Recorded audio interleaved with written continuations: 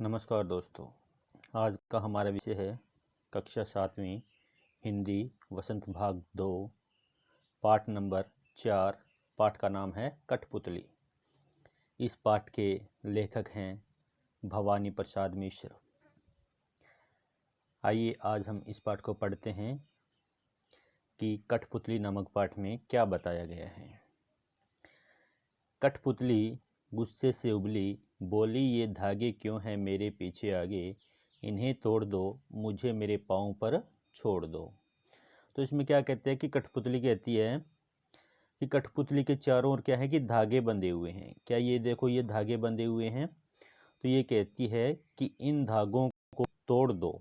उसको गुस्सा आ गया था, तो गुस्सा आ गया तो कठपुतली कहती है, गुस्से में बोलती है, कहती है कि मेरे ये आगे पीछे धागे क्यों हैं, इन धागों को तोड़ दो और मुझे मेरे पाँव पर छोड़ दो। यानी कठपुतली आज़ादी चाहती है कि मुझे आज़ाद कर दो, मैं इनसे आज़ाद होना चाहती हूँ।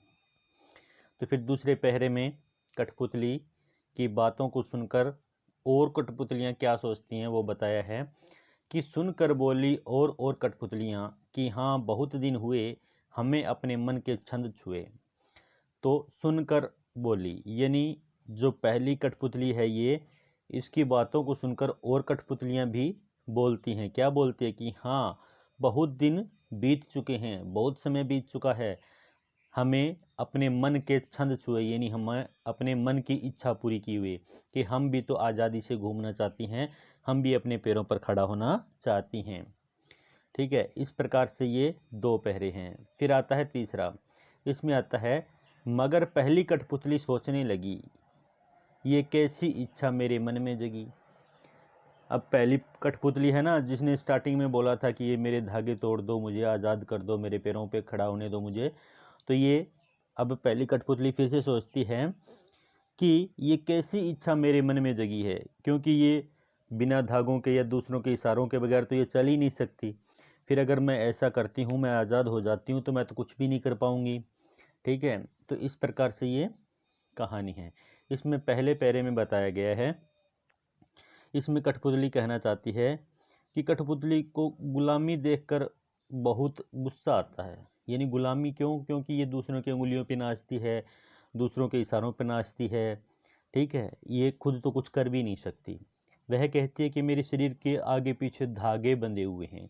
क्या बंधे हुए हैं? धागे बंधे हुए हैं, यानी चारों ओर इसके शरीर के जैसे हाथ पैर कहीं भी हैं तो इसके धागे बंधे हुए हैं, धागों के इशारे से चल रही है। तुम उन्हें तोड़ दो। तो वो कहता है कि तुम इन्हें तोड़ दो। ये पहली कठपुतली क्या कहती है कि इन्हें धागों को तुम तोड़ दो, मुझे स्वतंत्र कर दो। अब वो क्या होना चाहती है? तोड़कर क्या हो जाती है? स्वतंत्र होना चाहती है।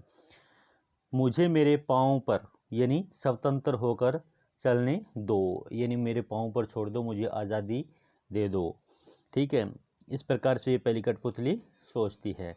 फिर कहते हैं कि दूसरी कठपुतली, अब पहली कठपुतली की बातों को सुनकर दूसरी कठपुतली क्या कहती है कि एक कठपुतली ने जब स्वतंत्र होने की इच्छा व्यक्त की है, ठीक है, तो उसकी इच्छा को सुनकर अन्य कठपुतलियां भी उसकी हाँ में हाँ मिलाती है। ठीक है, यानी दूसरी कठपुतलियां भी और यानी और कठपुतलियां भी उसकी हाँ में हाँ मिलाती हैं और वो कहते हैं कि हाँ हमें बहुत समय हो गया है इस गुलामी के जीवन में, अब हम अपने मन के छंद यानी अपने मन की इच्छा पूरी करना चाहते हैं, हम भी स्वतंत्र होना चाहते हैं, हम भी आज़ाद होना चाहते हैं। ठीक है, तो इस प्रकार से ये दूसरा पैरा था। अब तीसरा पैरा क्या कहता है? कहता है